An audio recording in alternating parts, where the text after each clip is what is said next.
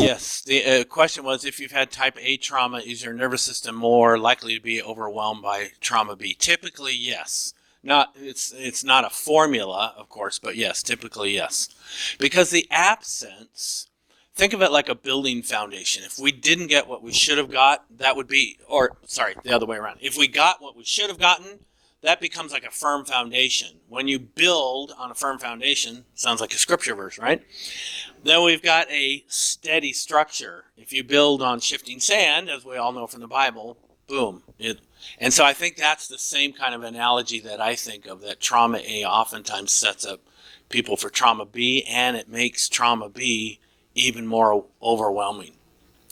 So take, for example, abuse, whether sexual, physical, a kid who grows up in a home where he's loved, there's unconditional love, there's respect. He goes home and says, Mommy, Daddy, XYZ happened to me on the schoolyard today. Mommy and Daddy listen, believe, validate the child's feelings, get their hand up. Oh, I'm going to go marching in the school principal, and, I'm going to give him what for, and, the kid feels defended. Is the trauma still horrible? Absolutely. But at least for the child's sake, there's a sense of, okay, there's somebody there for me. There's somebody at my defense. Same scenario, but comes from a home of trauma A. So he doesn't have that kind of upbringing. Probably doesn't even think he can tell mom and dad. Or if he does, he's not going to be believed. Or if he is, he's going to be called stupid and slapped for saying such a ridiculous thing. Because those things don't happen in their little favorite hometown. Or, you can kind of hear and play out the scenario in your own mind. So the same exact event all of a sudden now is hugely different for the kid with trauma A, even though the circumstance might be duplicated. If that makes sense. Yeah. Yes, sir. Yeah, I saw a video with this doctor talking about blood, and she actually said, I'm going to try to repeat this correctly, but she's actually talking about the Bible, how it says that the Bible, the soul is the blood. Yeah. And that it's actually the soul, so to speak. I don't know about that, but Yeah. some of the stuff she says that. I don't know about the soul part being in your blood, but yeah, the Bible definitely talks about the life is in the blood. Yeah. Trauma is spread through the blood. Sure. Well, it's really spread through our vagus nerve in particular, but obviously the system that all that flows through is blood and fluid. Absolutely. Yeah. Yeah. So we're not the big shockers. We are. Yep. Whether we like it. Well, yeah, right. Whether we like it or not. Some good questions. All right. So you can hold your questions, think about some more. I will move on from here. I don't know if you've ever seen counterfeit money, or at least you've probably traveled internationally and seen, other currencies, right? So my friend here, Elrinda, comes from South Africa, and, they have a completely different currency down there, right? And if you're not used to it, if you've ever done these foreign trips and someone hands you a bunch of change and, you're like, oh my gosh, what do I do with this thing, right? Because it's foreign. It's strange. We don't know what to do with it. But as Americans, we know what a dollar bill is and a $5 bill. So if someone says, well, here, let me pay you with this $300 bill, we automatically laugh, just like you did, because we know that's fake. And did you know that when they teach bank tellers how to recognize counterfeit money, they don't show them counterfeit, they have them study the real thing. Because when you know the real thing, it's easier to identify the counterfeit. All that to say, what we're going to do is for a few moments, we're going to study the real thing. We're going to look at how it should be when we go through some kind of trauma. Because our Lord and Maker, our great Creator, designed our bodies to be able to handle it. So we live in a fallen world. He made provision for us to experience what's typically called shock trauma, things that overwhelm our system, trauma B kind of stuff. And so we need to understand what it should be, because here's why. It will help you identify where it's gone wrong in your nervous system. It will help you identify where it's gone wrong or stuck. You're going to hear this term a lot today, stuck on or stuck off in your nervous system with other people you deal with. You'll start to recognize the symptoms bodily. The blank stare, for example, the big eyes, the people that have flat affect. All of these are symptoms. They aren't just weirdos and wackos it's actually symptoms of their nervous system that's either stuck on or stuck off. So even to start talking about the negative, we have to look at the positive. We need to understand how it should be. So here we go. We're going to go on a little adventure of how it should be.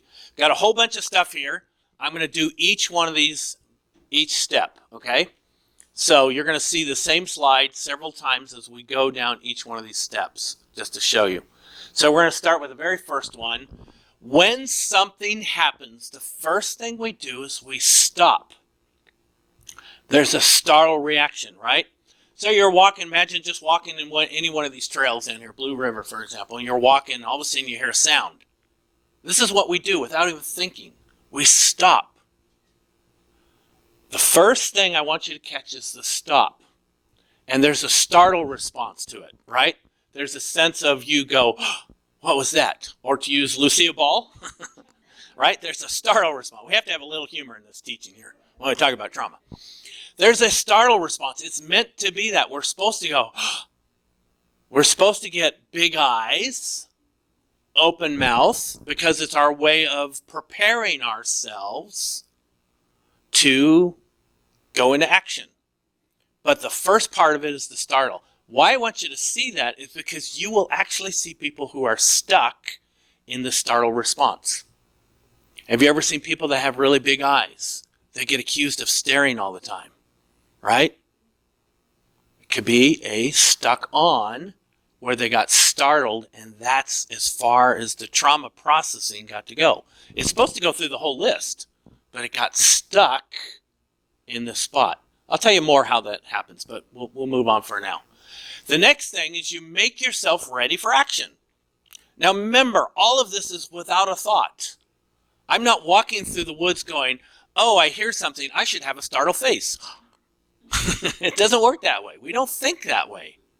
We don't make ourselves ready for action. We would be dead. I'll show you a video of what I mean by that in just a second. We would be dead. So this happens in our survival brain.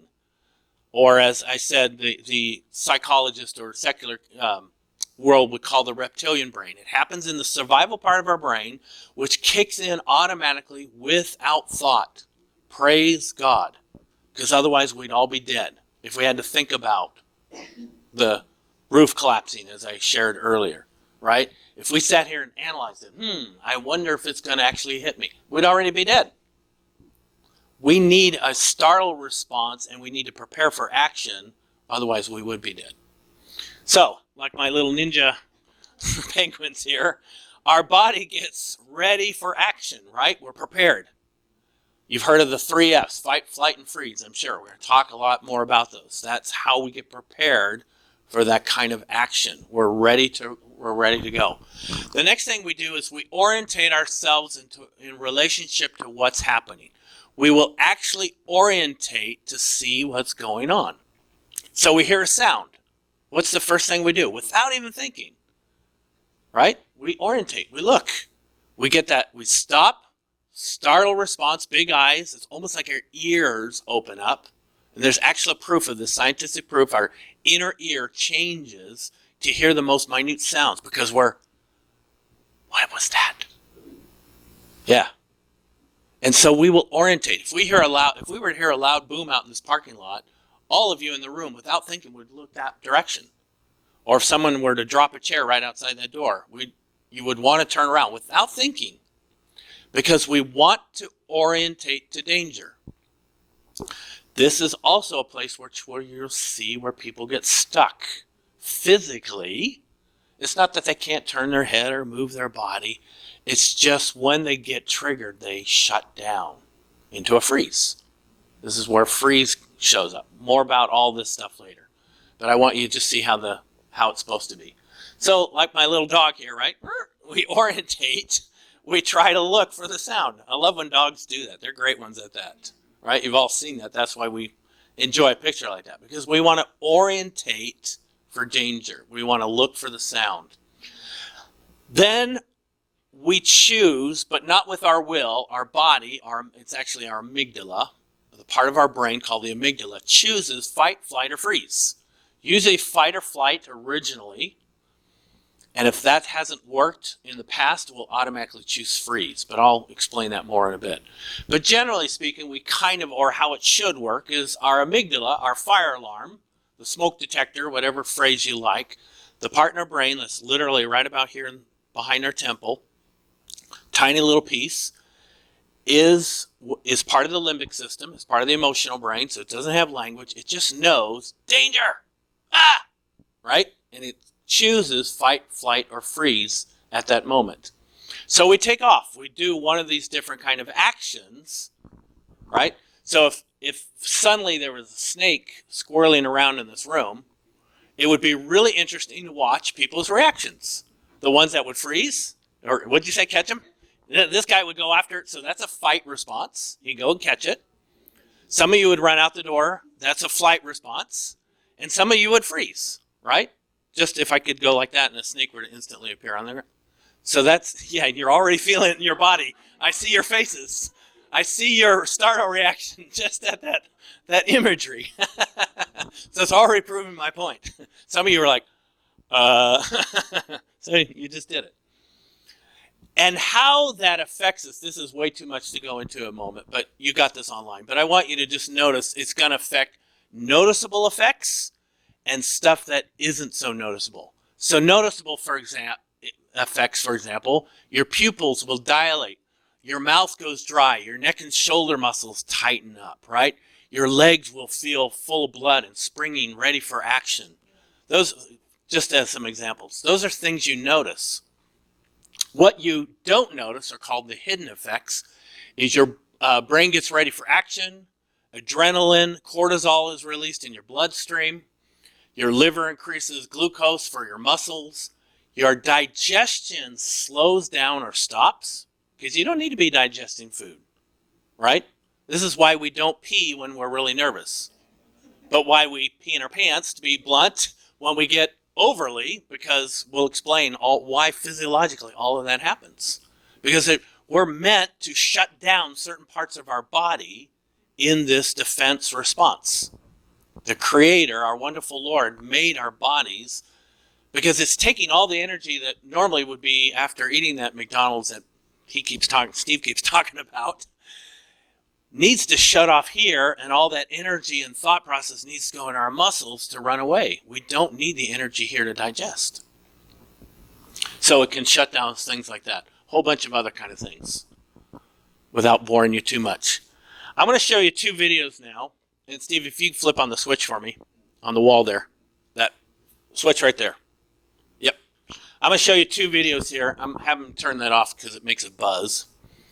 I'm going to show you two videos here of the snake and how we respond to danger. So you're going to see literally a slowed down version of a guy who sees a snake.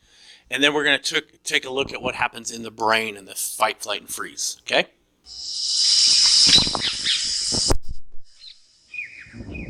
Fear is so important for our survival, we do something absolutely remarkable. Our bodies begin to react to a threat before we're even consciously aware of what the threat might be. Because when we're faced with danger, milliseconds count.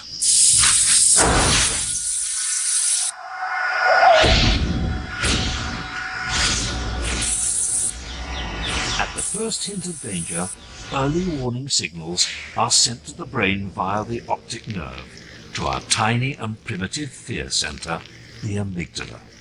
This prepares our body for action. Next, nerve pulses are fired down the spinal cord to the adrenal glands near our kidneys. This triggers a release of adrenaline.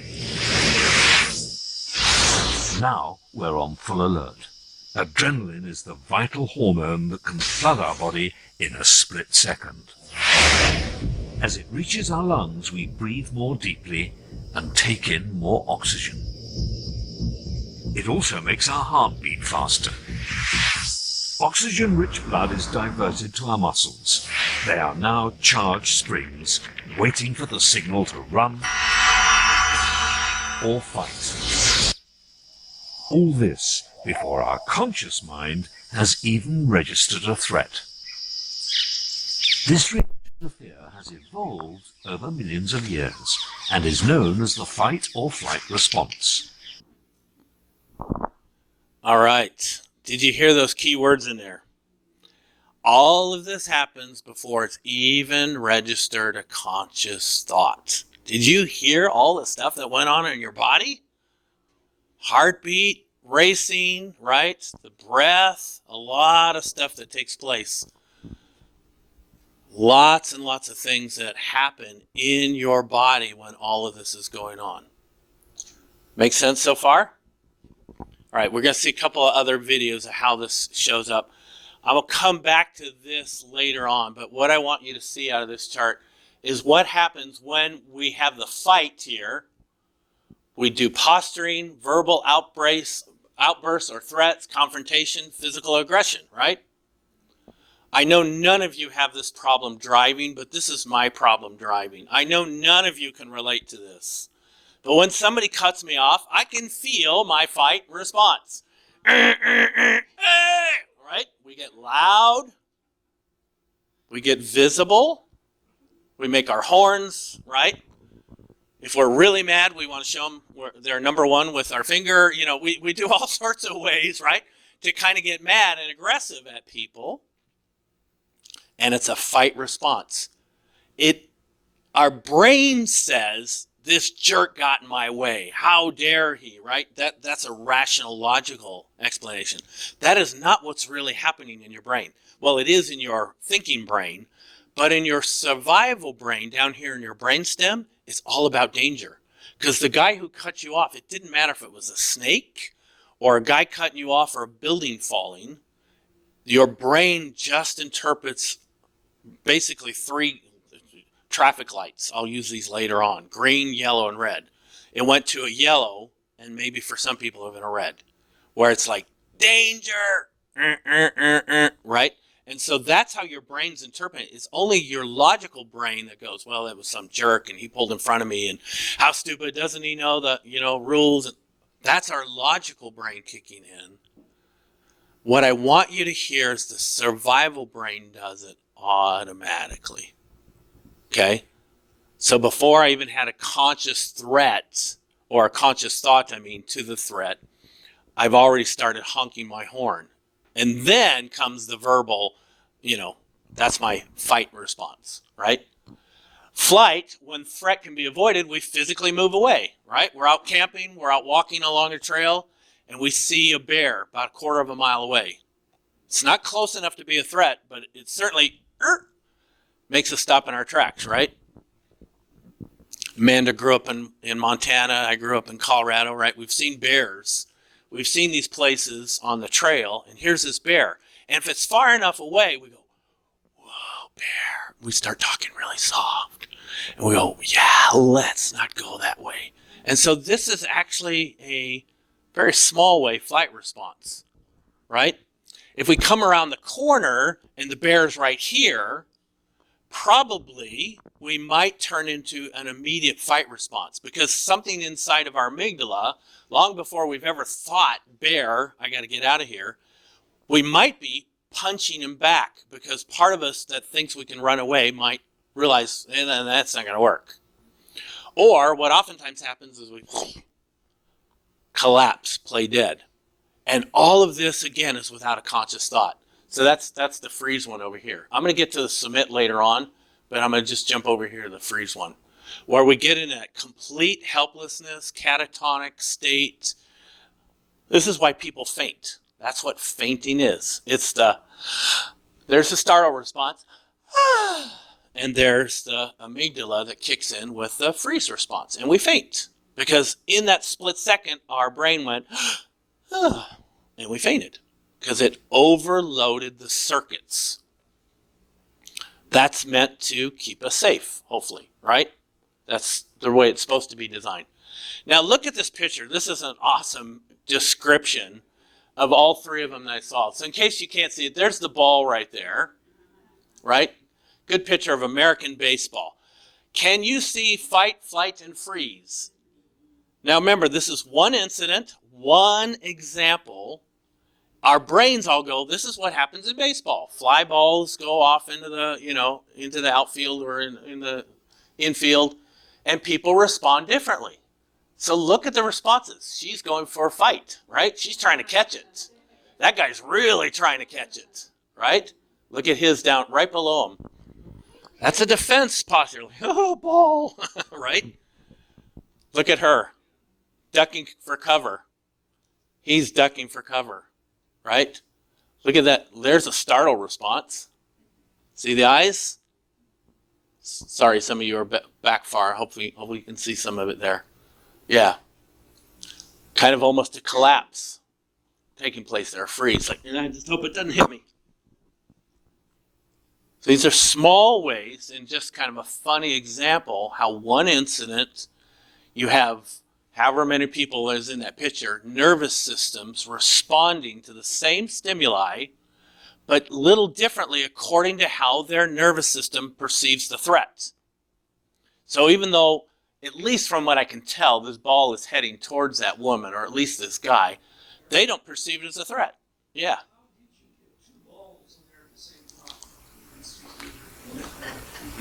Well, that is something else. I don't know what that is. Like, no, that's a light shining off the glove or something. That's not. Yeah, it's only one ball. Yeah. So, could experience be part of the decision? Absolutely, and we'll talk about that because your previous experiences gets hardwired into your amygdala. So, for example, like I said, I deal a lot with people that have sexual abuse in their background.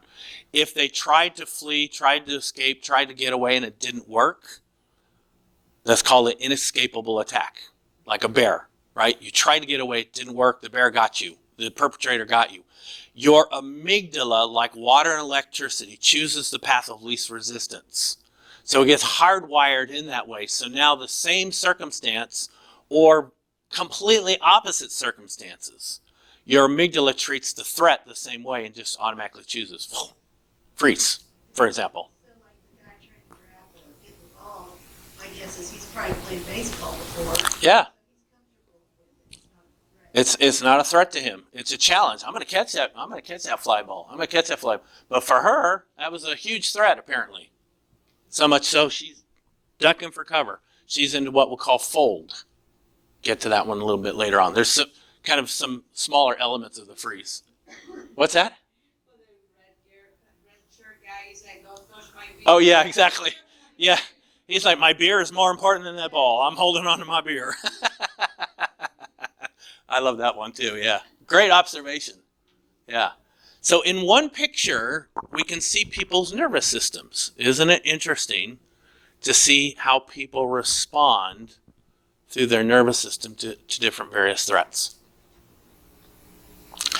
One of the ways freeze shows up is what's called fold or collapse, where people, it isn't a fainting kind, but it is that, like that one lady, duck and cover.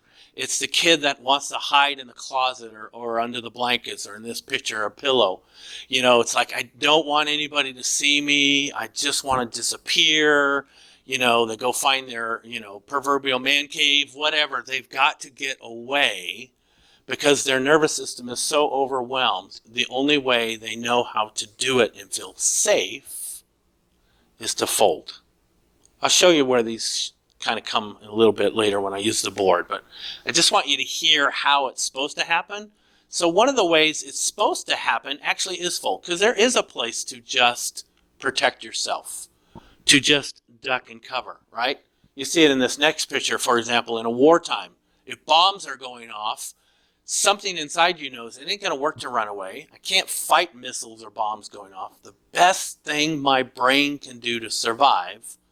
Now remember, I'm talking like I'm thinking, but we don't think this. This all happens instantaneously. But the best way my brain can survive is to duck and cover. Right? Or because of training. Absolutely. There can be some training and this is why military people get trained for different responses, because the military is trying to override their automatic path, their path of least resistance, like water and electricity. The military is trying to override those paths with new programming to help them decide so that they don't collapse when an enemy's there. They actually stay there and fight. Aren't we glad? Aren't we glad we have a military that fights? Can you imagine if they ran away or collapsed? We wouldn't have a military. We'd be speaking another language probably. So absolutely, training has a big part of it because it helps override some of those circuits.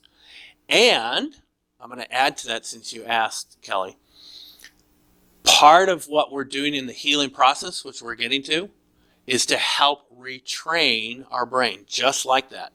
We don't have to go to military school or necessarily do martial arts, but we can slow down, catch the response before it gets overwhelming and start to choose other options. I'll talk more practically how to do that, but that's where we're going, is actually to help train our normal responses, arrest them in time, and divert the energy to other things. Now, you're probably wondering, how can you do that when you don't have a conscious thought? Because now it sounds like I'm contradicting myself. I am and I'm not, because what I want to help you teach you and help you learn is to be able to catch it before the before, if you know what I mean. Because once it hits the event, you're right, the survival brain without a thought is just going to kick in. But when you can catch the before, you can start to help retrain the process. It'll make more sense when I share that later. Thank you. What? Yes? Wouldn't that be like for retraining of the brain? So that would come into play versus being hijacked. Yes. So she was asking, is that retraining the brain versus being hijacked? Correct. Yeah. And I think that's a legitimate part of renewing the mind. I think that's part of that, reprogramming, catching it in time, retraining our brain. There's absolutely different elements of that for sure. Yeah. Yeah, and I'm sure you see that as a counselor all the time, Diane, because that's the process of what we're trying to do as counselors, is catch that kind of stuff. But how we do that for ourselves, that becomes the trickier part. So, yeah, we're going to come back to that. There's a lot on here, but I want you to just see the green, yellow, and red. And like a traffic light, here's what I want you to catch. When we're down here like a traffic light, everything's good. It's green to go. We're relaxed. We're at rest. I'll read some of the words here because they're tiny to see on here. But joy, in the present, we're grounded, mindful, compassionate. We're curious. We're open. We're being very, very socially engaged, right? You're relaxed. You're at a party or you're having friends over, families over. You got your feet up. Got your favorite beverage, right? Do you hear that sound? I'm going to do that a lot today because I want you to hear it, because it's often the sound your nervous system makes, believe it or not. It shows up in breath. It's the proverbial, life is good. I'm at rest. I'm okay. Who I am is enough.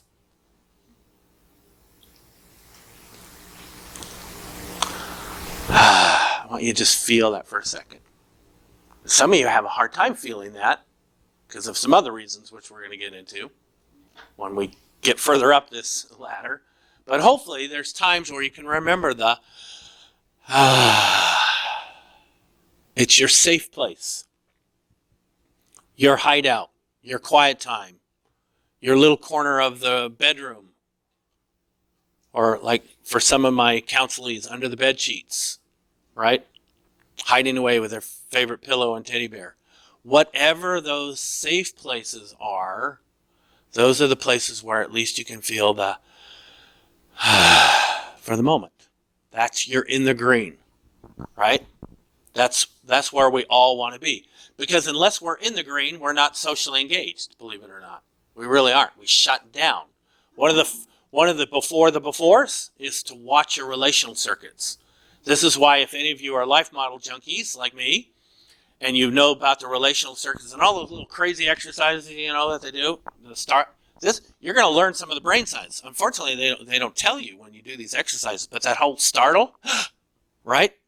Wherever I am afraid, I will trust in you, oh God. If anybody knows what I'm talking about, that they're trying to imitate that startle response of the nervous system, and then to be able to learn one of the brain skills, learning to calm yourself. There's actual, hopefully, what I'm teaching today will make sense to what maybe you've already learned if you've done any of this life model stuff. All that to say, we're trying to catch the before, so it is a way to retrain our brain. So next time something starts to feel overwhelming, we're already, I call it, talking ourselves off the cliff. And that's tapping, whenever I'm afraid, I will trust in thee, O Lord, right? We're quoting scripture, we're saying some of those things. We'll get into the practicalities later. But that's the idea, and so we're less likely, it's not 100%, but less likely to be overwhelmed. Now, that's the green. What oftentimes happens is we get into the sympathetic here, and I'll draw this out on the board here in a moment. The sympathetic and the parasympathetic are two sides of your nervous system, okay? Just want you to hear those words for now. I'll talk about it more later. Parasympathetic is what allows us to rest and digest and be socially engaged. This particular slide is about an incredible new theory called the polyvagal theory. Stephen Porges. Excellent, excellent stuff. It's too much to try to get into today, but I'm just trying to give you a little highlight of some of it. But awesome way to explain. Basically, he's saying there's 3 points of your nervous system. But to make it simple for today, you've got your parasympathetic. This is your rest and digest, and this is your sympathetic. We need both. You have both of them running in your body at all times. Just sometimes one is more dominant than the other. When you're asleep, you should be dominantly parasympathetic. It's what allows you to be sleepy.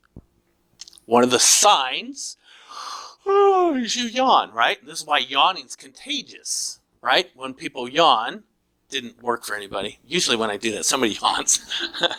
Oh, you did? Okay.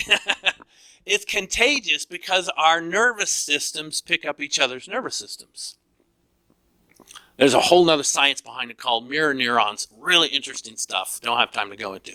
But this is why through our social engagement, fancy name is ventral vagal, our social engagement connects us with other people and we pick up and resonate with them, their feelings. This is what makes some of you really good counselors, prayer ministers, empathets, whatever you want to call yourself, because you're able to connect with someone's emotion. And why narcissists are terrible. Not just because of narcissism, but they're terrible counselors. Because it's all about me, right? And they have no idea how to tune in to anybody else. And we feel this around people. We feel when people connect with us and when they don't connect with us. And it's because their relational circuits are off. Yeah. So it seems to me, why is this is what I'm asking, Yeah. that you have an empath versus narcissist, and the empath can pick up so well the energy of the narcissist. And narcissist is unable to pick up the empath or doesn't or whatever. Yeah. Why is it that good, in lack of terms, the good picks up the bad isn't able to pick up the good? It's so frustrating, Julie. Great question. It's why does the empathetic or empath person pick up all the feelings and the narcissist doesn't? It always seems like the one picks up the bad, but the bad doesn't pick up the good. It's because the relational circuits are off. They're literally living much more up here, and probably even up here, which I haven't got to yet, but up here more in the shut off kind of way, more in survival mode oftentimes, because if you're not relaxed, you can't be relational. So we're supposed to get, I'll try to answer that as I go here, Julie, but we're supposed to get sympathetically charged. If there's a snake in the room, we don't want to just be, I think I'll lay down and take a nap with it. No, we're not designed that way. We're designed to get out of here. That fight and flight is a sympathetic response. It's meant to put us into action to move or to fight back or to get out of the way, right? Swerving a car. We do this all day long. If we didn't have sympathetic, we wouldn't even be able to get out of bed Because when you wake up, you're very sympathetic. That's why parasympathetic, I mean. Most of us, when we wake up, are very parasympathetic and lay in bed like, oh man, I don't know if I can face this day. Oh, I just want to sleep 5 more minutes. Hitting the snooze button. That's your parasympathetic, highly dominating. Your sympathetic hasn't kicked in. Now the alarm goes off for the 3rd time or whatever. You look at the clock and it's 9 o'clock and you go, oh crap, I'm going to be late. That, oh crap, is the sympathetic all of a sudden getting way more dominant. That allows you to spring out of the bed and go, oh gosh, I gotta hurry and get ready. I'm going to be late. Because you just went from Sleepyville to Panicville in a split second, right? That's because you... Yeah, there you go. Traumatizing. Because you just turned on, or your body turned on, more of the sympathetic dominance. You became much more active. This is why when you are having a great day and you're out with your friends and you're walking around the shopping mall and the sun is shining and it's just, life feels really good, and you come around the corner and you see somebody that reminds you of somebody and you don't even know who or what, you just see this face. I oftentimes use a guy with a beard, but then Steve's offended, so can't say that. And you see this guy with a beard or whatever, and suddenly you don't know why, but you feel sick in your stomach. You feel all the energy's just drained out. It feels like your blood's down in your feet now. You might even feel a little, I just want to go sit. Oh, I think I'm getting sick. We think it's some physical symptom. Actually, what's happening is you just got triggered. There was something with the stimuli, in my example, a guy with a beard, that maybe subconsciously reminds you, remember subconsciously, or it could be conscious too, but often it's more subconscious, remind you of some other trauma, and suddenly you're triggered. Your body got triggered, right? Your body doesn't know the timeline. It sees the guy and is automatically back in whatever trauma that was, even if it's pre-verbal. Right? 1, 2, 3 years of age, long before you even really have any explicit memory like I was talking about. Now they're back into that pre-verbal and they just want to go, and the friends are like, well, what's wrong with you? I don't know. Well, you were fine a minute ago, snap out of it. I don't know why. I just want to go home. I don't feel good. You can say that, but you can't say why. You don't know why. Because something's being triggered back then and it's just dropped you into, or in this case, gone up into some form of freeze. So what I want you to see is this is where we should be living most of the time. We're meant to live here in danger, but not stay here. We'll talk about this because this is stuck on when we're stuck in sympathetic. We're meant to live down in here. But oftentimes what happens is when it overwhelms your circuit, like a circuit board, like a fuse box in your home, pop, you end up in this freeze, which turns into, the fancy name is dorsal vagal, meaning the vagal nerve that runs in your body, which, by the way, goes from your 10th cranial all the way through your body, all the way through your gut. It's what we call the visceral nerve, or the nickname is the wandering nerve because it literally wanders throughout your body.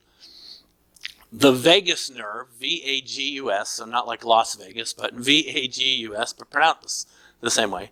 The vagus nerve is the central nerve of your nervous system, and out of that branches off a whole bunch of other nerves. It comes closest to your skin right here in your chest. This is why you do tapping here. For those that do life model tapping, or those of you who know EFT, Emotional Freedom Technique, nickname tapping, Nick Orter and others that use it. Tapping here activates the vagus nerve. One of the ways to calm yourself, I'll give you this tip later on, is to tap right here. Doesn't work for everybody, but works for a lot of people. Rhythmically, either like this or alternatively. I'll tell you why the difference later on. But that can be a way to calm yourself because it's tapping into the vagus nerve, which helps give you that. Steve. Eric, are you describing what goes on with the infant in the pelvis when when the wall goes up for type A trauma? I'm not specifically relating to trauma A, but yes, that would be the same. There's a lot of same responses with trauma A. Absolutely right. Yeah. Yes. So that graphic, it looks like a wave that goes up and comes down. Yes. So if you want to move from freeze to moving part of social engagement, or do you move through the fight or flight, or can you jump from freeze back to social engagement? Good question. So the question was, do you, like this wave here, do you have to move through the fight or flight to get back to social engagement, or can you go from here to here? Both are true. However, most of the time we have to move through fight or flight. This is why I encourage the people I counsel to get in touch with their anger, to get in touch with their fight or flight response. I do a lot of pushing, things like that, because oftentimes physically they have to get in touch with that place in their body to complete, here's the important word, complete an action that didn't get to be completed. Now you're getting me to jump ahead of my teaching, so I'm going to go back to that one because that's really important, and I'll give you illustrations of it. But oftentimes people have to, Orinda, to answer that, is move through that fight or flight to be able to get back to that place. That's why getting in touch with the body, going back to what I wrote up there on the board before, using the body, asking body questions helps get us in touch with what we're actually really feeling and not just talking from up here. That's why the difference. So hopefully I'll make that practical application for you. So just hang in there. I'm just trying to finish how it should be, how it's supposed to complete the action. So again, I just want you to see this is where we're supposed to be. We're supposed to get up here when we face danger, right? We need to. We need that sympathetic. We're not supposed to live here. We're supposed to live here. But if we live here, we're stuck on. If we live up here, we're stuck off. More about that in a little bit moment. I'll draw it in another way that might be helpful.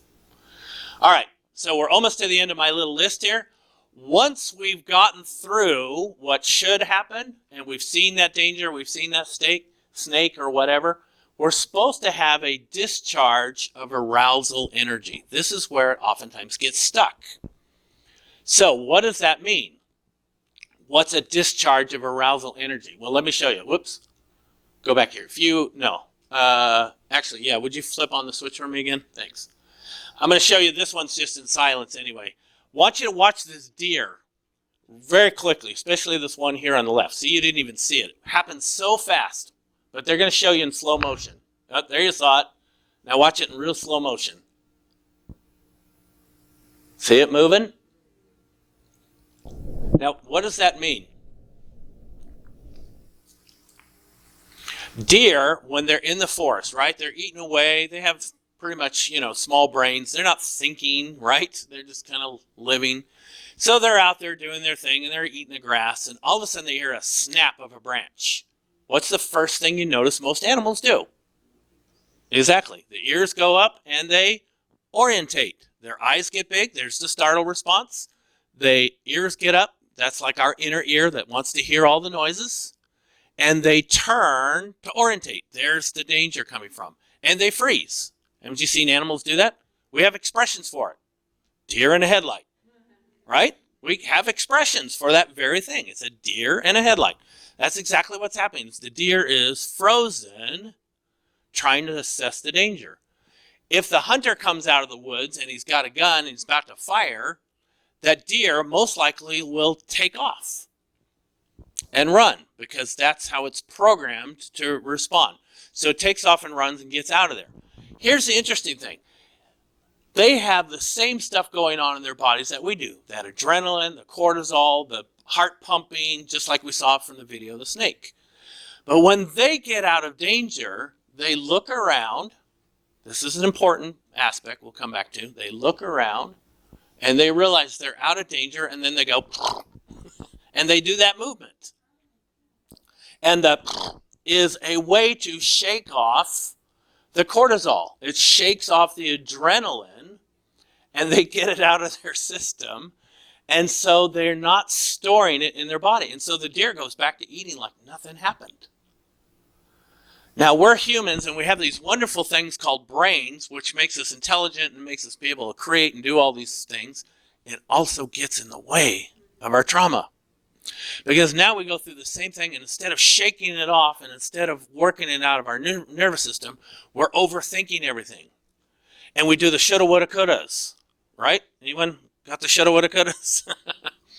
And we sit there and we reanalyze and we replay the event over and over again. And instead of working it out of our system, because we don't have a natural, I wish we did, but we don't.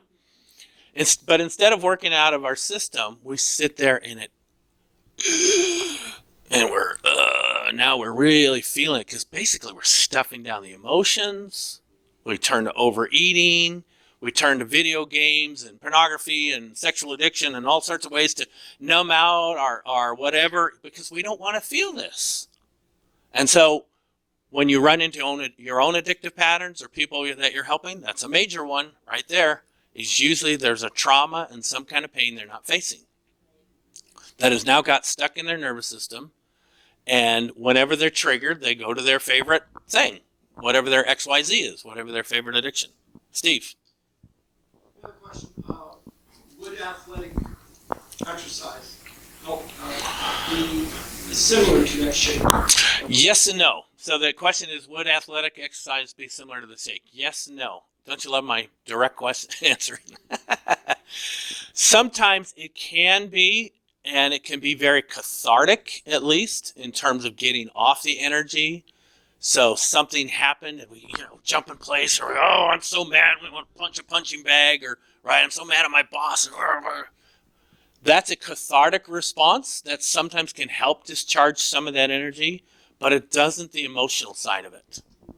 And that's the difference. So people beat the crap out of a punching bag or put a hole in the wall, but they're emotionally still feeling the same kind of stuff.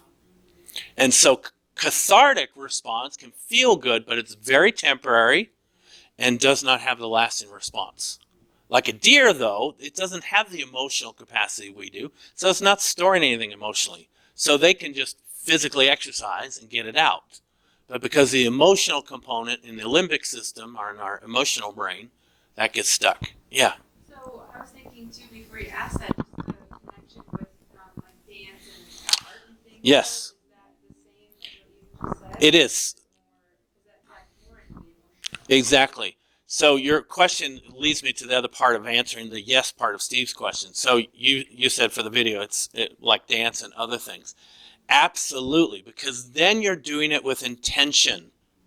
Here's the key word. We do a lot of activity that could release trauma from our body. We don't think about it. We don't have intention around it, and therefore it's not effective. It's when we do it with intention. So I'll give lots of examples when we get to the practical side of this. So I know you're eager now because you've heard how it should be. When you dance, and you're dancing with real intention, movement, whether it's Tai Chi or Zumba or whatever, right? Now I'm not just doing a dance class, but I'm working out, or I'm physically feeling my emotions, and I'm moving my body, and I'm very aware, connected, grounded, intentional, actually starts getting into the emotional side that actually helps release it from the body. Does that make sense? So if any of you have studied Chinese medicine, for example, or have been a part of Splankna, for example, a Christian energy work, there's places in your body, your physical body, that have been shown to store some of this emotion. So like liver, gallbladder area right here is a common place for anger. So a lot of times it will show up, people will have physical problems with liver, gallbladder issues where anger has been stuffed down. Why is that? Is it just some hokey pokey New Age or Chinese medicine thing? No, I think there's some real truth, because our Creator made us, and there's places in our body. Is it 100%? Is it, can you surgically remove your liver and then be okay? No. Because, or replace it with another liver, obviously. No, because it's not just there, but it's like becomes symbolic. And there's a lot of ways that symbolism shows up that way.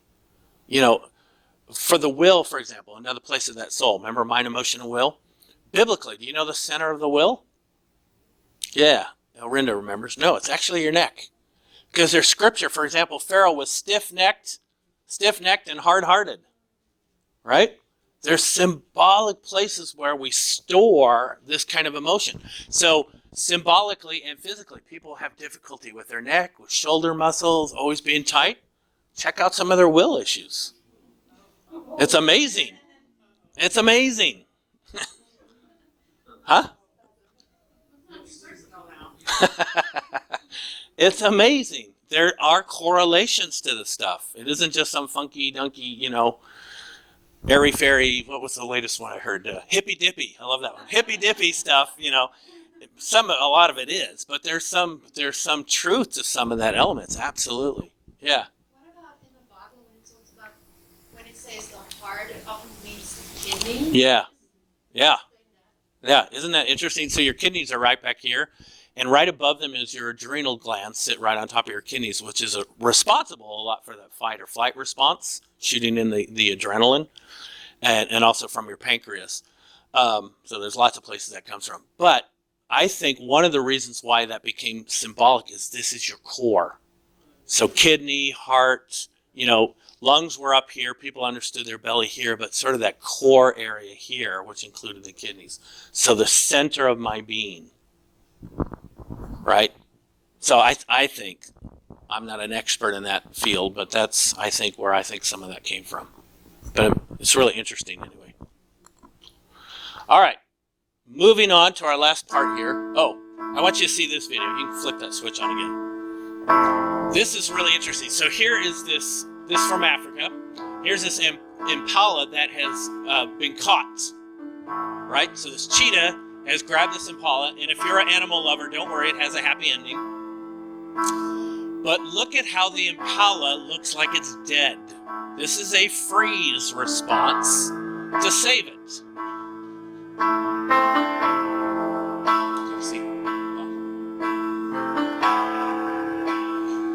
So one of the enemies to the cheetah is these hyenas, and then baboons are going to show up here in a moment. So look, he's looking, he's scanning for danger, and he's going to try to take his meal to go. He's going to try for a takeout, but it's not going to work because the impala's too big. Oh, and now he sees more danger. Out from the distance come some baboons.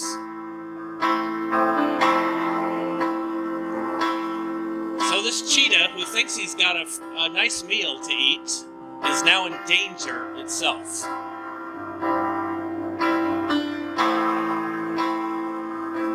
So he's looking, he's scanning for danger, big eyes, right?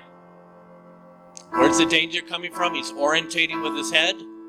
He's trying to do the takeout meal. It's not going to work. So he's got to run. Now he's in flight mode. The baboons are after him.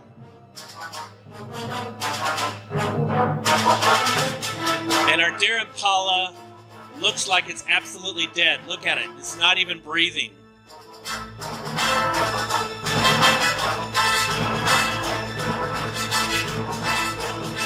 The baboons walk away. The cheetah's gone. The impala's all alone.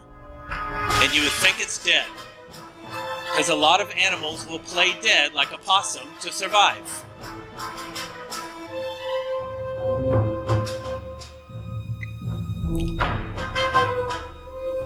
He's not breathing. Oh, there it starts. Because he sensed the danger is gone just far enough to where he can breathe. Look at the big eyes. Even though he's not moving his head, his body is scanning for danger.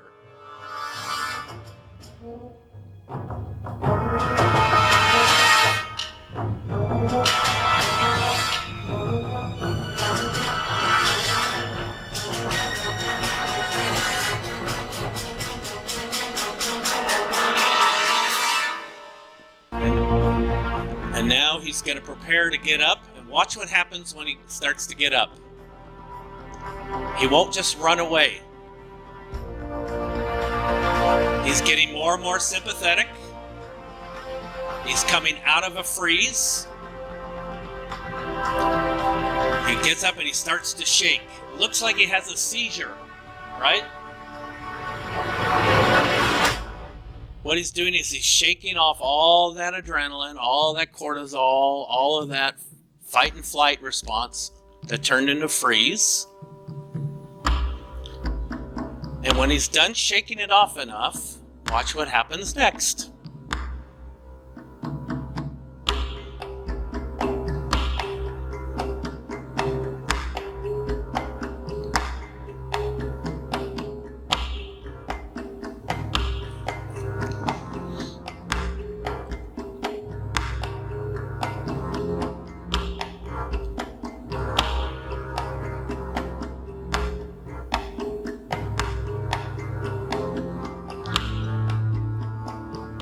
And off he goes as though almost nothing happened. He doesn't even run fast because the danger has passed. And the cheetah comes back, oh, where's my dinner? Apparently not enough of a threat. He must have been very still, I guess, is my guess. Why? I think we try to, and what do we do when somebody starts to cry? What do we do when someone starts to shake? We try to tell them to stop it. It's all right. It's okay. You don't need to cry. We hand them tissue, right? What does tissue signify for some people? Not everyone. Stop crying. Yeah.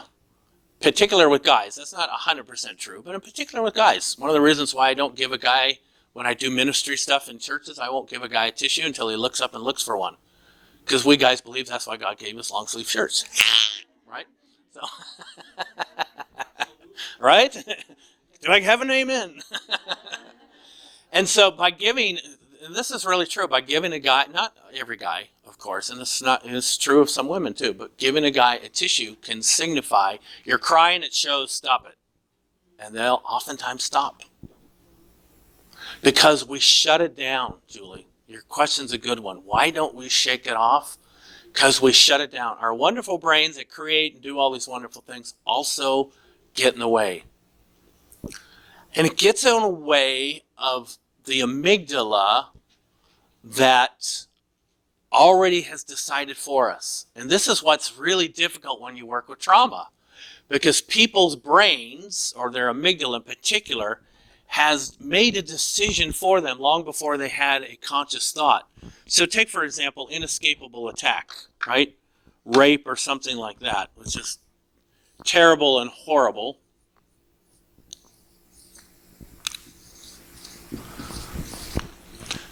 In that moment, the girl or guy maybe tried to escape or couldn't escape or maybe just froze.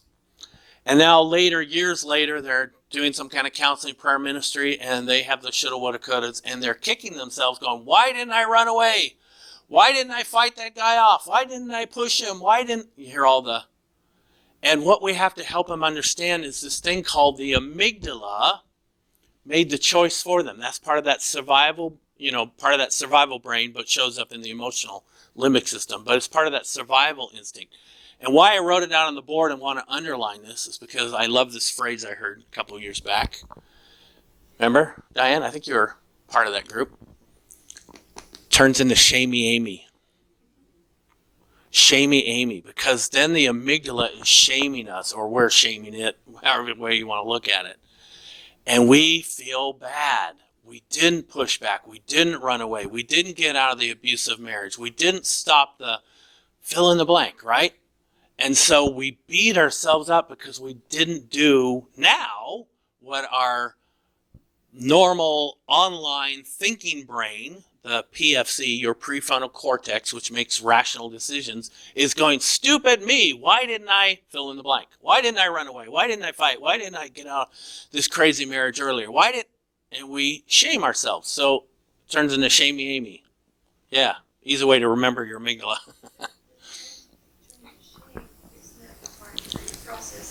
Can be a part of the grief process, absolutely. But I'm talking...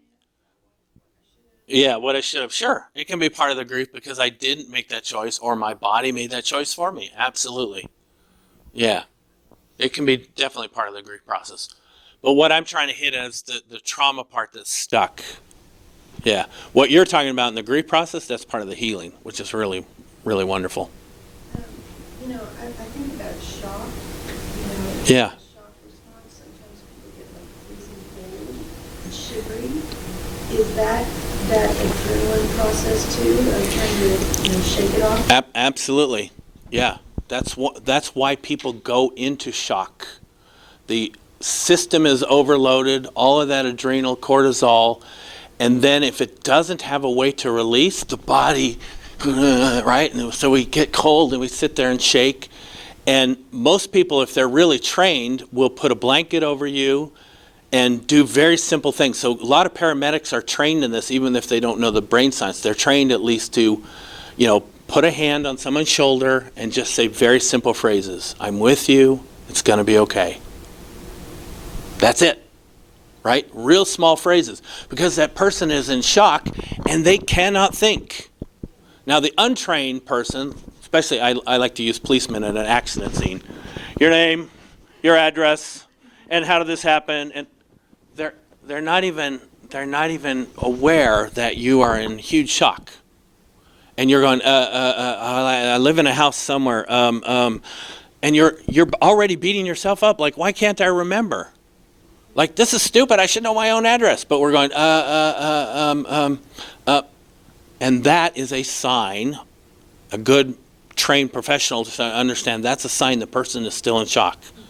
That's where you just go, you know what? We'll take that detailed information later. Sit down, hand on your shoulder. I'm here. I'm with you. You're going to be okay. Physical contact. We'll talk about why that's so important in a little bit, but that's kind of the idea. And so they're not there. They're not doing that. Because what makes trauma so traumatizing is we face it alone. When we finally have somebody with us, that is one of the very first processes that unloads the trauma. That's why counseling is so powerful. That's why prayer ministry is so powerful. That's why good friends, and I put that in quotes, good friends, because we all have friends that talk over us, right? Oh, you think that's a bad story? Well, we haven't even finished ours, right? It's good friends who listen and tune in, right? Those kind of things.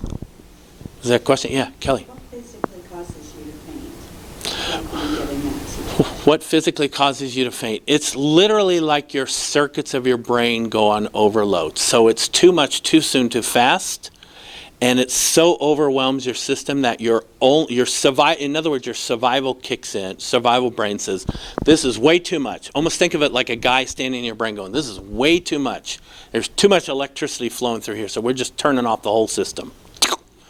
And you go, that's very, very rough, crude way of explaining it, but that's what's happening. Your system is so overwhelmed, you faint. Because your survival brain knows that's the only way out of it. Because if I stay here in this moment, it's too much and it will kill me. And remember, your survival brain is out for survival no matter what. I don't know if you've ever read these stories like in Spain or other places that are really big in soccer, football as they call it. And, they're out there and part of the stadium will collapse. And you'll read later on that hundreds were killed and trampled on in an outdoor stadium. And we can read that and go, how in the world does that happen? How do hundreds of people get killed by being trampled on? We're not talking about the stadium falling on them. We're talking about being trampled. It's because in that moment of that stadium collapsing, your survival brain has kicked in and it knows only one thing. Get me the, heck out of here. And so you're dashing, and when we're in survival brain, we're in like tunnel mode. So, like putting your hands up here in your eye. This is all I can see. All I can see is that exit door. That's all I care about. I'm going for that exit door. What we don't realize is I'm stepping over a whole bunch of people. We actually don't see them. Because to see them would cause other parts of our brain to have to be lit up, and that's way too slow of a process. So the survival brain has to get out of there immediately. It doesn't care what it's stepping on. And then later on, there's all that survivor's remorse, right? Oh, that could have been me, or that should have been me, or, well, it's because they literally trampled on people because all they could see was the exit sign. It's why, any of you airline attendants, airline people? Nobody? They're highly trained in this because of when disaster or pending disaster on an airplane. Think about a tight little tuna can that thing is, right? And the number of people who want to try to exit the door and open doors while they're still in flight. And that's why they have those arm slides. And I don't know if you've ever paid attention to all those notices. But there's what, so nobody can grab that big old handle next to the bathroom and open that thing in mid-flight. Because they know that the survival brain will overrule. So they need to have lockdown procedures for that, because they'll have some crazies that'll head for that door, and they don't care if you're up 10,000 feet or not. They're opening that door because I got to get out of this thing. And it's a good thing that they don't. Take the rest of us with them. Yeah. Was there Steve? Quick question. Are you also describing when a person simply gets overwhelmed in an argument? Sure. And all of a sudden they're saying things that they wouldn't normally say, they're doing things they wouldn't do. Uh-huh. At the end of that, or when they calm down and go, what in the world did I just do? Exactly.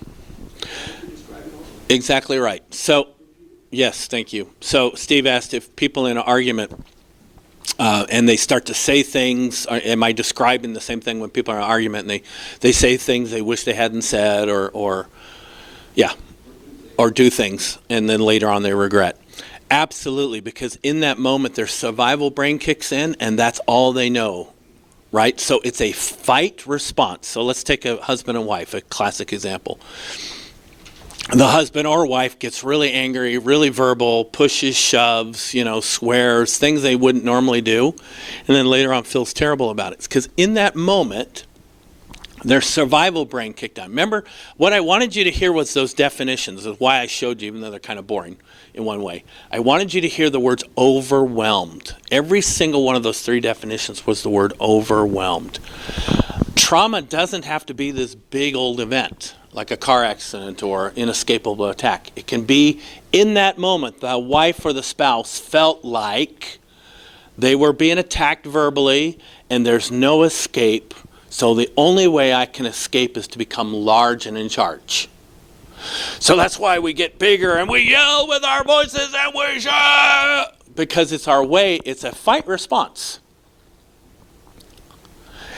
Get out of my way, right? And we throw things and we break a lot of cell phones and computers. And then later on, we're, oh my gosh, why did I do that? Oh, I'm so terrible. And we're beating ourselves up. But actually in that moment, part of us kind of knew what we were doing. And another part of us just said, I don't care. I've got to survive. I've got to survive. I've got to survive. Does it excuse the behavior? No. But it needs to be addressed because it's usually touching, those kind of incidences are usually touching on other earlier trauma incidences that have not been healed. Because that same person after healing can go, nope, I'm not going to be mad this time. But, nope, I'm going to, and they're catching the before. Yes? Following when they say, wish I had done that. Yeah. I'm remorseful, I'm sorry. That's one ending. The other is they're not remorseful. Or they're not remorseful, right. What is the, Yeah. does that have to do with the nervous system or trauma or, they go the one direction or the other? Yeah, great question. So Julie was asking, is it the trauma side or when they are remorseful and then sometimes they're not remorseful? It's more complicated than a simple answer, but here's what I believe. I think oftentimes it does touch into earlier trauma where it couldn't be resolved. And so in a way, the being unremorseful is a freeze response. It doesn't look like a typical freeze response. It's not it's not a statue, it's not a collapse, it's not the physical ones from a trauma B shock side, but it relationally shows up.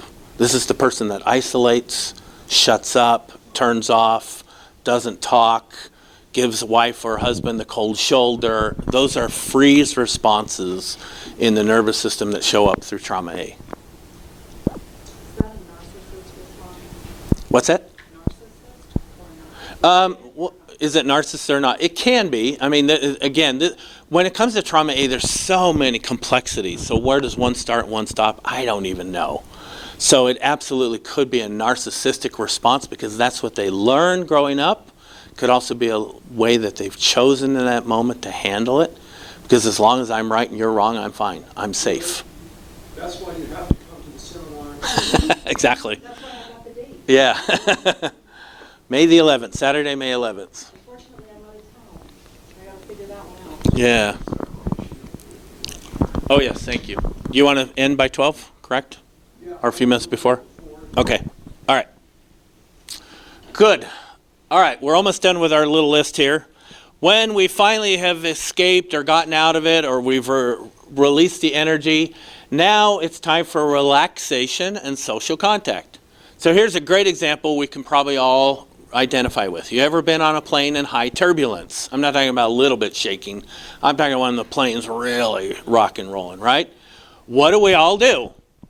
Almost everybody. Now think of normal, typical airline, unwritten rules, right? You have somebody sitting next to you, unless you're traveling with someone, you normally don't talk to them, right? Hi, how are you? Are you traveling to Boston? Yeah, me too, right? It's kind of a very simple conversation at best. Now you got this turbulence. Everyone's grabbing their seat, right? Here's the tightness. I always get window seat, so I open the window. I want to orientate. I want to look out that window. I want to see what's going outside that plane. I want to know why I'm so, right?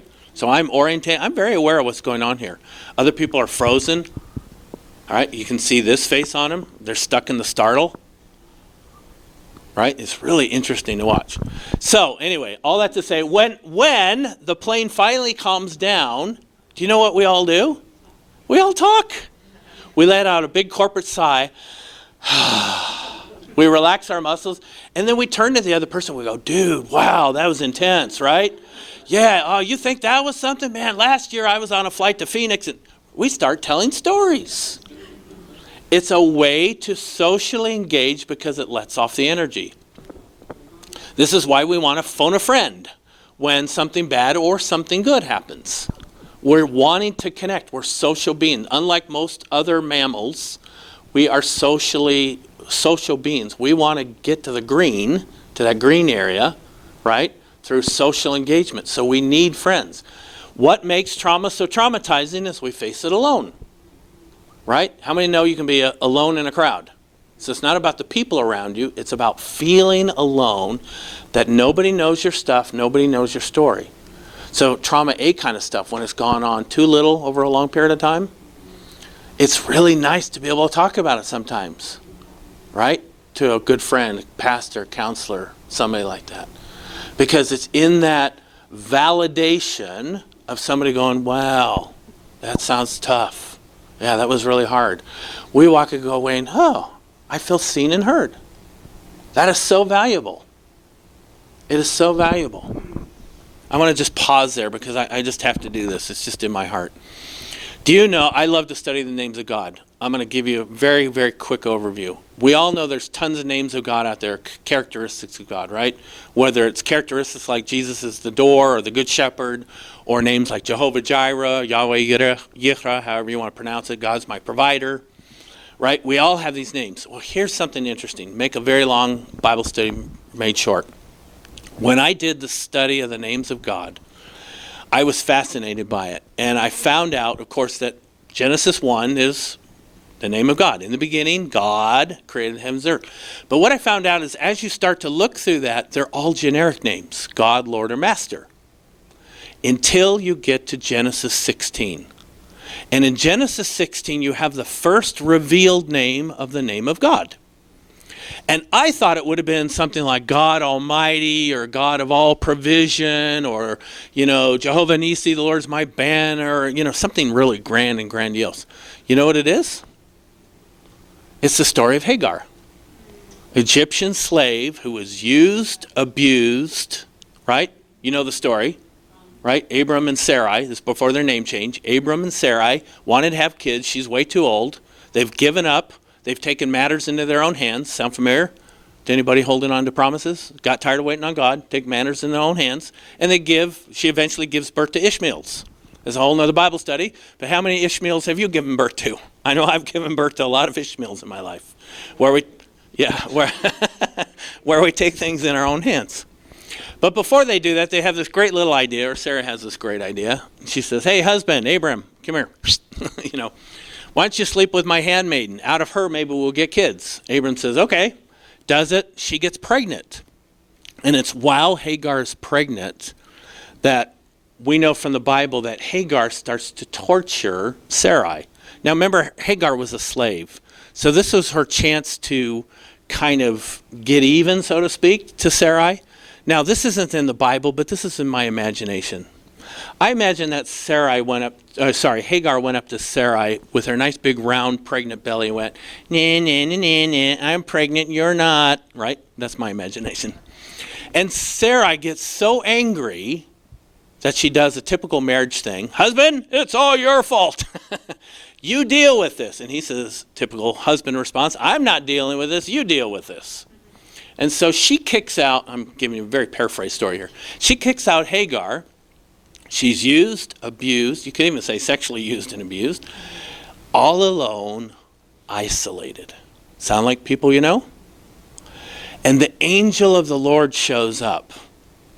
And it's Hagar, who gets the privilege of naming God. So all the other places, it's God saying, this is my name. This is the one time that a person gets to say the name, and it's the only time that the name is ever used. And it's the name El Roy. El meaning God, Roy meaning the one who sees. The God who sees me. And the deeper meaning in Hebrew is the God who sees me in my distress. And when I was studying this, I said, God, why that name? Why not a more, bigger, grandiose name? And he spoke so clearly to my heart. He said, Eric, that's because that's the heart cry of every single human.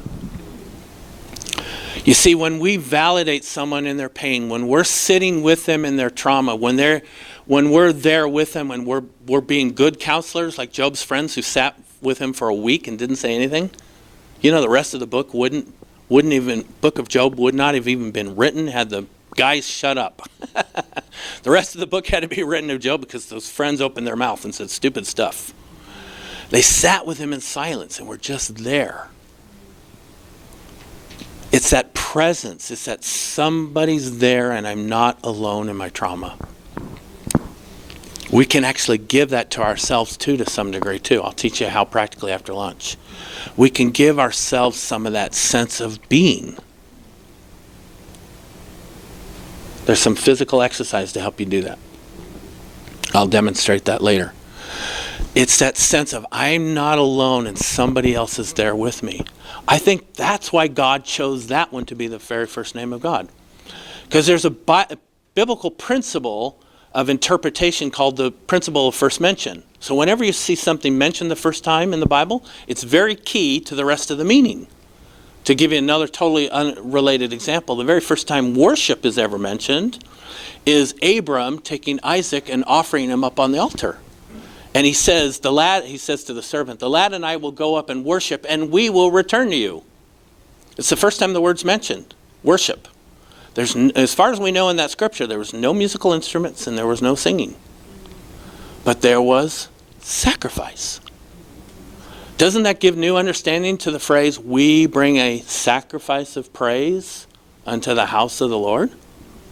See, worship we think is about who's playing the drums and the guitar and who's singing on the microphone. No, it's about the attitude of heart. Now you get me preaching now, so I got to stop. But all that to say, that's my passion is those kind of things where you see the first time it's mentioned. And that's the first time worship's mentioned. First time the name of God, besides the generics mentioned, is the God who sees me. What does that say about God in our relationship?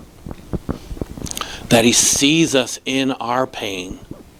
And he sees us in our trial. I mean, I know there's people in this room, I know some of you outside of this room that have gone through horrible stuff. Falsely accused, loss of spouse, pain, difficult divorces, all sorts of things. And we have a God who sees us. It's amazing. And this is what we give to other people in our prayer ministry, in our counseling, in our therapy. Because what makes trauma so traumatizing is when we face it alone. Now when we're not alone, they're socially engaged, they're connected at least with us, and there's somebody there that's really listening, that's a big part of the recovery. Because it gets those relational circuits back on. I want you to look at this video for a moment, and just want you to watch her eyes. Very pretty lady, doesn't say anything, but I just want you to notice as you watch this video what you feel in your own body. Oh, you can turn it off. Thanks. There's no words. I just want you to notice what you feel in your body as you watch her sort of look at you. Some find it disturbing and creepy. Some find it rather pleasant and enjoyable. Some find it very neutral. There's no right or wrong. I just want you to notice whatever you notice.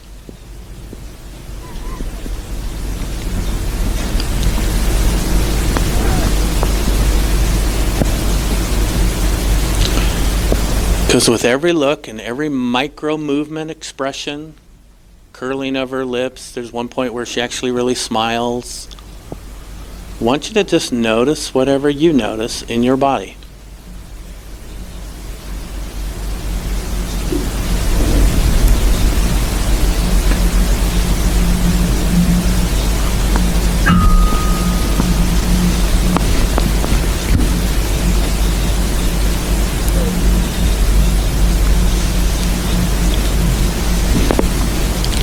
And this is what social contact, social engagement does.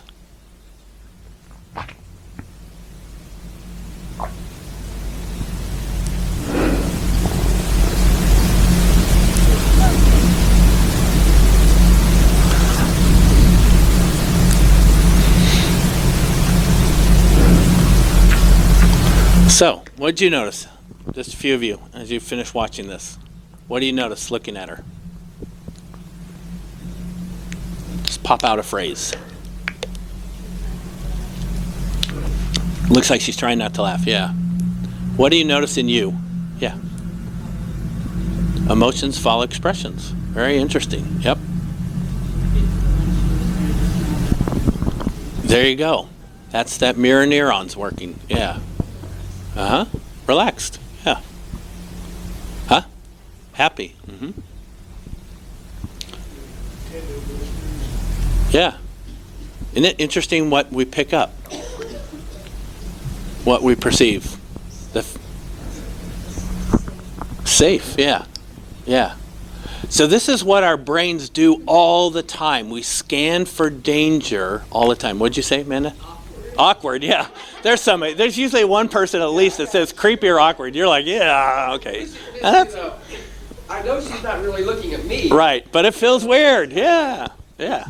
Good. I'm glad some of you said it. Yeah. I'm the only one that perceives that she's flirting with somebody. Ah, there we go. There's an interpretation. She's flirting. Yeah. Okay. I wanted you just to hear variety because there's a variety of ways that we interpret signals. Same picture, same face. All of you interpret it through your own filters, your own perception. Maybe it's your own belief about beautiful ladies. It could be your own history. It could be just a fact for some of you that she's female versus male. It could be all sorts of things. All I wanted you to feel is that we have a variety of ways of perceiving it. And the fancy name is neuroperception. And it's a sense of almost like pinging that we do subconsciously. It's our scanning for danger. As soon as you walked in the room this morning, you already scanned it. You weren't even really thinking about it. Maybe you're thinking about where should I sit? But there was other parts of your brain that were already scanning. Who's here? What are they like? Oh, he looks a little creepy. I'm going over there. Right? We do that subconsciously. It's our way to stay safe. I just want you to tap into that because one of the ways when we talk about the healing side of it after lunch is I want you to see how when we get people to be aware of that, then you're starting to catch the before. Because now we can put language to it. Did you hear that word? Because oftentimes it's in the emotional part where there is no language. Now we can give language to it, explanation that helps take us off the cliff, walks us off the cliff, so to speak, and so it no longer feels as dangerous. We may still find it creepy, we may still find it awkward, but it doesn't have the high alert, overwhelming threat feeling anymore. And that's when you start to know the difference of healing. Healing is not perfection. Healing is not living in the green all the time. Healing is being able to live in the green go into that yellow, that sympathetic fight or flight, and being able to get out of it and not have to live in either one in the freeze. Absolutely. A flexible, movable nervous system that is not either stuck on or stuck off. So after lunch, we're going to look at the stuck on and stuck off. A few more slides just for this part. We talked about this one, so I'm going to skip over that. The last part is pronking. Now, that's not a word most of you have ever heard, but it's actually in the English dictionary. You can look it up yourself. But it's easier to show pronking. We would call it high-fiving, right? But animals do it. Yeah, Elrinda's already doing it.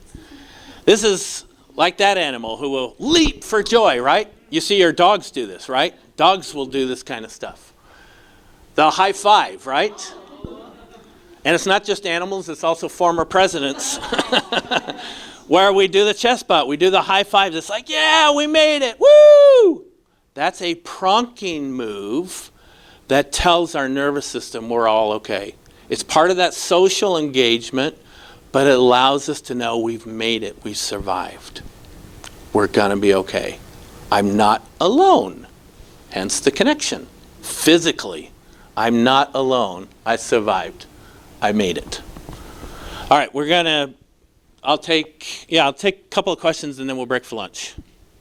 Any questions so far? Good. Yes? I thought Dane had a great question when we were talking about shame and Yeah. recognizing that your amygdala had made the choice. And I was realizing as you were asking that, as you were responding to that, we could really help people if we could just help them to understand more clearly that there is a part of them that does make that kind of choice. Yeah. Because then you can divide out the choice from a shaming response to the choice. There you go. And then you're sitting grieving.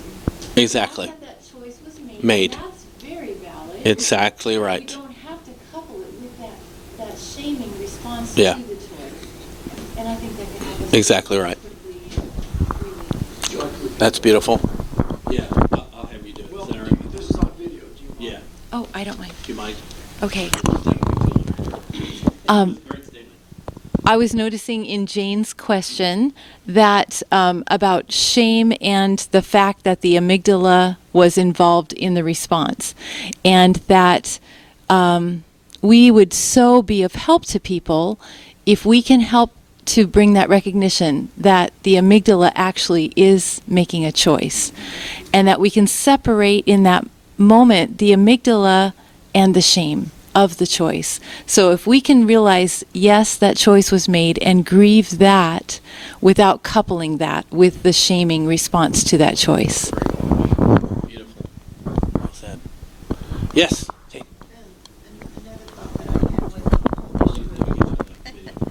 Okay. Another thought that I had was the whole issue of having somebody there. You know, the scripture. The scripture that says, "Blessed are they that mourn, for they shall be comforted." The blessing isn't because you're mourning; it's because of the comfort. So, having whether it's comfort from the Lord, or providing comfort for yourself, or providing comfort by going to somebody, the blessing. It's not. You know, I was curious about that. Why in the world would that "blessed are they that mourn"? No, the pain has to be there though, because you're processing, but you're with somebody. That's where you finally get the blessing from it. So anyway, just pass that on. Thank you. So after lunch, we'll look at how it shows up stuck on or stuck off. And the stuck on is the sympathetic that then can turn into, the anger and stiff muscles, lots of ways we'll look very practically, and how the stuck off looks when you go too deep into the parasympathetic and you're into that freeze and depression and things like that. And then the good part, what do we do about it? What can we do for ourselves? What can we do for other people to help them get out of that stuck on or stuck off? Okay? Steve. So, hasn't this been fantastic? I mean, it's really good. Yeah. So if we're going to be, of course, having seminars in the future, my heart is to gather the wisdom that's in the Kansas City area. And those of you that have a seminar or you're practicing certain principles that would really be good for the body of Christ, If that is you, and you'd be interested in giving a seminar on inner healing that has to do with inner healing, let me know. And then I would just pray about that, of when or whatever. I would just consider that. Or if there's a seminar that you would like to see to be here, if you will, and be taught for KCHC and put on video, you think would be advantageous for those in the future that would be watching our videos in a school. I'd like to know about that also. All right? Then the last thing is that if you have a heart for the vision that God is building here in KCHC in Joy Valley, I'd like you to consider giving to us so that we can carry this vision on and build it so that we can take what we're doing to the nations. I mean, it'd be just going all the time. Last year we lost $5,000 because we just don't have enough people giving to us. So pray about that. If that's your heart, you would be supporting that going to the nations and even going locally, of releasing techniques of inner healing, training people on how to release inner healing, plus people getting inner healing right here. So, Lord, we just want to thank you for what you released this morning. Oh, so good, so good. Eric, you're just such an outstanding teacher. Jeez. Should I jump up like the gazelle? You want a what? Bronc. Yeah. That was a good pronk. Man, that was loud. Lord, thank you, thank you, thank you, thank you. Just bless everyone in their time of fellowship, hopefully, in this hour break.